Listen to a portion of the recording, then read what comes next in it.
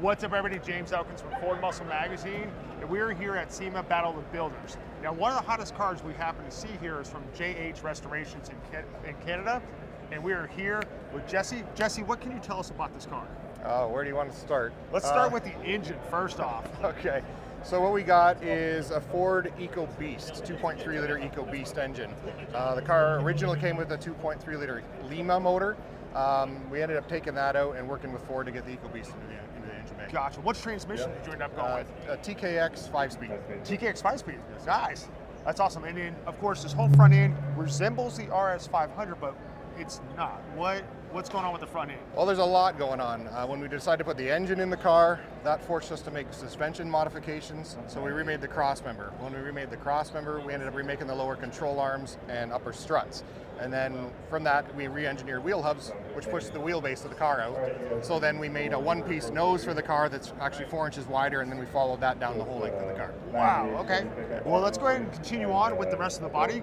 Show us on the body exactly, so you did the wider flares naturally, and then the, looks like an RS500 wing on the back? Yeah, so what we did when we realized that we were making all these suspension changes and it was pushing the wheels out, but we wanted to kind of pull that back into an old tuner car. So what we did is we have a dished wheel that pushes it out, and because that came out, we scanned the entire car down the side, the roof line and everything else, and then we designed the wheel arches, the rocker panel moldings, worked with the ACL designs to get all that kind of knocked out of the park. And once we kind of got the general shape, Matt LeBute worked with us to get the full rendering done. We liked the RS styling, so we wanted the car built lower and wider.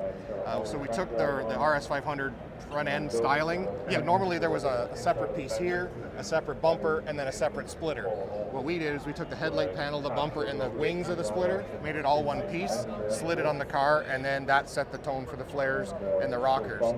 With the car, there's not a whole lot of room to go up with the suspension, so we went down with the body. Gotcha. So when we built the rocker panel moldings, we added a splitter extension on to make the car look lower, which kept the ride comfort in the vehicle. We had more shock travel, which gives you a little bit more comfortable ride when you need it.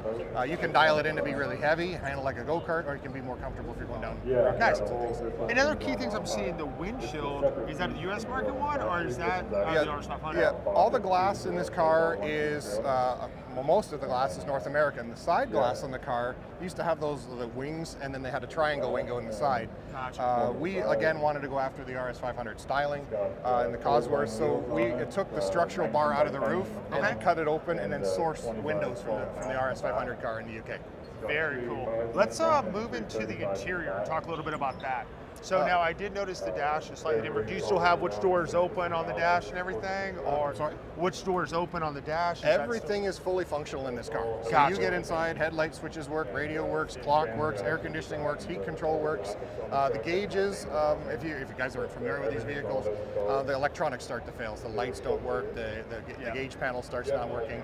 And because of the upgrades, we needed to be able to monitor the engine a little bit better. We couldn't tie it into the gauges, so we worked with Dakota Digital to recreate the gauges. So we kind of looked at that and went 80s vintage with it. So the whole piece that Dakota Digital worked with my brother Jordan on fits right in the factory housing. So when you're looking down that steering column, you're looking at an 80s dash. An 80s dashboard. It gives you that feel, and of course it fits the whole vibe of the car. What is the paint code on this one? It's Ford Area 51 Blue. It's off the Broncos and the Raptor. Yep, it's as well. Awesome. Fantastic build, man. I'm really looking forward to this, and I hope you win. Thank you very much. Take care. Appreciate it.